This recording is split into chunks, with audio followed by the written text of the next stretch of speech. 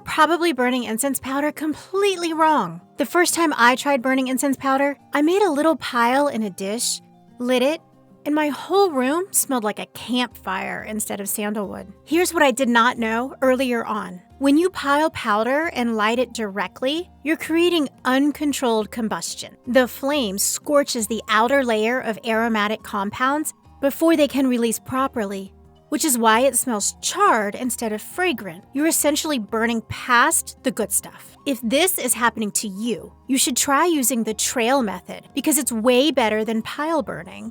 And it is the most apartment-friendly option. A narrow trail of powder sitting on a bed of ash gets even heat and proper airflow underneath it. The ash actively circulates air under the powder, so it combusts completely instead of smoldering. Also, not all powder is the same. There's self-igniting powder, which has a combustion agent already built in, and pure aromatic powder, like straight sandalwood or agarwood. If you're not sure what you have, just pinch a tiny bit into a little cone shape, light the tip, and see if it holds an ember on its own. If it dies immediately, you've got a pure powder that needs the full trail setup. You also need tools like a wide, shallow, fireproof burner, white ash, your powder, a mold or stencil, an ash press, chopsticks, a spoon, a spatula, and a long-nosed stove lighter or kitchen torch. Make sure you fill the burner about 2/3 full with ash and not any more because overfilling will ruin the pattern before you start. Stir it clockwise with your chopsticks to break up any clumps.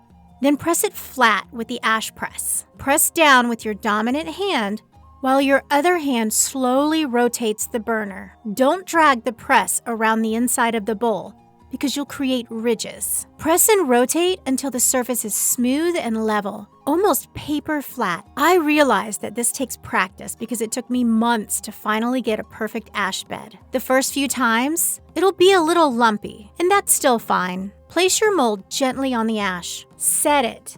Don't push it down because if you do this, it'll sink and your pattern will have collapsed walls when you lift it. Spoon your powder in small amounts into the pattern, then spread it evenly with the spatula. The powder needs a slightly peaked ridge shape down the center of each line, like a tiny mountain ridge, instead of a flat fill. That peak keeps the ember traveling forward instead of dying out. And make sure the density is right, because if it's too loose, it won't hold a flame, and if it's too packed, you choke the airflow. Tap the sides of the mold lightly a few times, then lift it in one clean, quick motion without hesitating. If you lift slowly, the powder sticks to the walls and tears the pattern. A stove lighter or kitchen torch is better than using a regular lighter because the latter will blow the powder apart before it catches. A kitchen torch lets you bring a precise flame right to the end of the pattern without disturbing it. You can also use a lit incense stick, but don't fan out the flame the way you normally would. Keep the actual flame